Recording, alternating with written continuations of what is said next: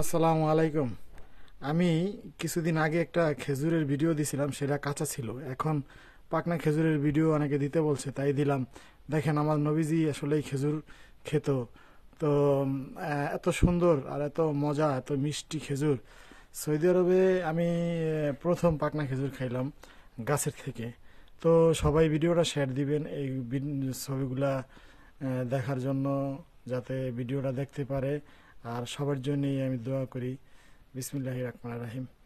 দেখেছেন কত সুন্দর খেজুর, এত মিষ্টি খেজুর, আল্লাহর নেয়ামত।